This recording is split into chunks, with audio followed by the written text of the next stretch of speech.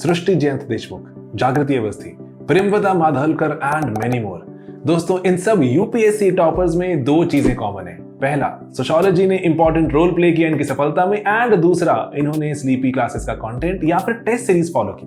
दोस्तों, हम अपने सोशियोलॉजी के कोर्सेज में आपको ना सिर्फ रैंक ओरिएंटेड कंटेंट प्रोवाइड करते हैं, बल्कि करंट अफेयर अपडेट्स भी साथ साथ ही देते हैं। दोस्तों, आंसर राइटिंग के लिए 120 से ज्यादा क्वेश्चंस हैं। आप उनको लिखिए, इवैल्यूएट करवाइए, फीडबैक लीजिए। अगर डाउट्स आ रहे हैं तो टेलीग्राम पर आप डाउट्स पूछ सकते हैं, and to top it all, one on one mentorship भी अब आपको अवेलेबल करवा दी गई है। दोस्तों, हमारा एक सपना था कि हम देश के ग्रास रूट से टॉपर्स क्रिएट करें, एंड वो पूरा होता जा रहा है। अफोर्डेबल कोर्सेज हैं, एंड अगर आप अभी भी थोड़ा अनडिसाइडेड हैं तो हमारे YouTube पर जाकर सोशियोलॉजी की प्लेलिस्ट देखिए। बहुत से बच्चे फॉलो करते हैं, एंड उसके बाद अगर लगता है लेवल थोड़ा रेज करना है, कोर्सेज ज्वाइन कीजिए। तो दोस्तों, मिलेंगे क्लासेस में and afterwards with a top rank.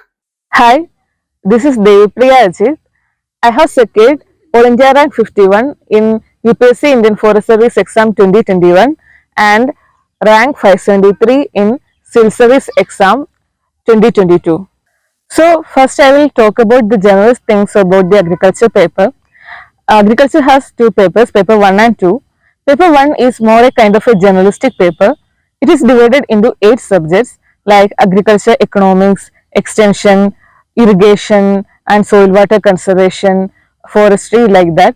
And in this only 2 subjects like soil, nutrient and fertility and this weed science, these only 2 are more technical and the others are journalistic type. In paper 2, it is a more a technical, pure science based paper which includes cell biology and genetics, plant breeding, plant physiology, plant protection, horticulture, etc. And in this only a food production and nutrient management, that is only more journalistic in nature. And regarding the benefits of taking agriculture as an optional, the major thing is that it has overlapping with the GS paper 3. For example, the subjects like minimum support price, PDS system, crop insurance, agriculture storage, transport and marketing, food processing industries, both of this overlaps in the agriculture optional as well as GS paper 3. And also this has added advantage to the prelims exams. Many questions are asked from the agriculture sector. Another advantage is that if you have a science graduation, then you can take agriculture optional for both forest service as well as civil service exam. Being a technical paper, most of the times the questions are repeated. So we also have an advantage of getting a question that are we more familiar with. So next is regarding who can take agriculture optional. So any graduates who have a science background and those who have studied biology up to class 12, they could take agriculture optional.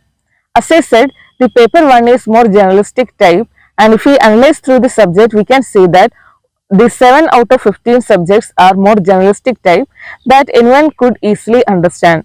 Only the 8 topics are more science based and more technical, for which if one without the agriculture or biology background may have to take coaching for more understanding. So next we could talk about how to start studying for the agriculture optional. The first thing that I did was I correlated the syllabus of agriculture optional with that of the UPSC previous year question. I took the last 10 years questions of both forest service as well as civil service for agriculture, and I subdivided these questions based on the UPSC agricultural syllabus. An example that I could say is that if we arrange the previous year questions based on topics of the optional, we could easily identify which all are important topics. An example is if we take soil science and nutrient management, we can see that every year the questions like biofertilizers and integrated nutrient management, etc. are repeated. If we take agronomy also, every year we can see questions on precision farming, organic agriculture, integrated farming system being repeated. So in that way we could identify which all are the important topics among each subject that we need to study. And within a paper we could also identify those subjects we could study more. For example, if we take paper 1, we have weed science, soil water conservation and irrigation, ecology, etc. These 3 subjects, they have very less number of topics within them, but every year they are repeated so much. In paper 2 also, what I did was I took three subjects like genetics and plant breeding, cell biology and plant physiology. These three subjects I studied them very deeply, and for the other four subjects in paper 2 I only identified the important questions from previous year and I studied that. One of the advantage of this method is that we have a high benefit to cost ratio, because for very less effort that we put we can secure more marks, and also we can study in an arranged and structured way, and we will have to dedicate only very less time.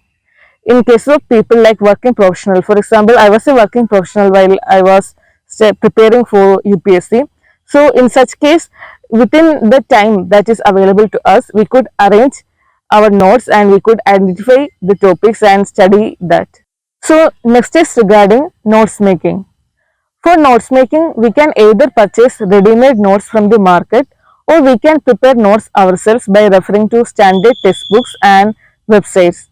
What I did was that I prepared my notes based on referring books and websites. So regarding note making, as I said earlier, I have identified important questions and I made notes in such a way that exactly like how we write UPSC answers, I stick to the word limit and I made notes. For example, if it is a 250 words questions, I stick to that word limit and I wrote notes like that. I have referred standard textbooks and I have identified important diagrams and added it to my note. For value addition, I have added current affairs points. For example, if we write about soil fertility, we can include the schemes like soil health card scheme. And if we talk about crop insurance, we can write PM Fasal Bima Yojana. For irrigation, we can write PM Krishi Sinjai Yojana, like that. And also, I have written standard definitions from the reference books for each of the subtopics, and from different ministry websites I have noted down the relevant statistics related to each questions. So after note making, the next thing we need to do is study, revise and attend test series. I have attended test series of Shankar IAS Academy and also Krishna Bakare's Academy. And regarding answer writing, how to manage time in the exam hall. So for civil service exam, for agriculture optional, we have to write for 250 marks in 3 hours, and for forest service exam, we have to write for 200 marks in 3 hours. So for civil service, I have divided it in such a way that I will attend answers questions of 80 to 90 marks in 1 hour, and for forest service, I will attend questions of 60 to 70 marks in 1 hour. So regarding answer writing, similar to the general studies paper, in optional papers also, our answer should be divided into introduction, body and conclusion. In introduction, if it is a technical paper, we can add definitions from standard textbook. For example, if soil fertility is asked, we can ask the standard definition of soil fertility. And if it is a generalist paper, such as in agriculture extension, we could add the relevant statistics. For example, 80% small and marginal farmers in India, like that. And when we come to body of the answer, what I did was, I have divided all my answers into different subheadings of multiple dimensions, and I have boxed up the subheadings also. This will make the examiner very easy to identify and mark our questions. And within the body, I try to include maximum diagrams like cross sections of a cell, like that. From the standard textbook, whatever I have referred, I have tried to add maximum diagrams. And if it is a classification questions, I have added flow charts, and I have tried to do diagrams in the journalistic paper like graphs. In this way, we can enrich our answer. And in the conclusion, if it is a journalistic paper like extension or economics, we can suggest way forward such as long term and short term measures. And for technical papers like plant breeding, we can write examples of a variety release. If it is a question of backrows or pedigree method, we can write a recently released variety of a crop by that method. Like that, we can quote the example. So the last thing is about the important books for reference. For plant breeding and genetics, I have referred B.D. Singh's book, and for plant physiology, I have referred V.K. Singh's book, some YouTube videos, and also the NCERT textbooks. For horticulture, there is a book of N. Kumar. For agronomy, Elalamanda Reddy book, and for this soil science I have referred DK Das book. In addition to this, I have also referred Handbook of Agriculture by ICAR, and one of the major source of my study was TNAU and Angarao website. So that's all about the different sources of study. And agriculture is, if we study it properly and if we are able to answer well, it is a very good subject to score more. And also it is very important to complete the paper and answer all the subparts of the question. And if possible, we should try to attend the technical questions more. For example, there will be 5 questions that we need to attend out of total 8 questions. First and fifth questions are compulsory, and out of the 3 remaining questions, we need to select among them and try to write more technical questions. For example, if it is paper 1, there are questions from extension and weed science.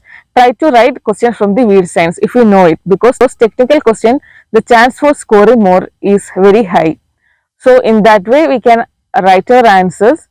So these are some of the general points regarding the agriculture optional. I hope it is useful for us, everyone who is preparing. Thank you.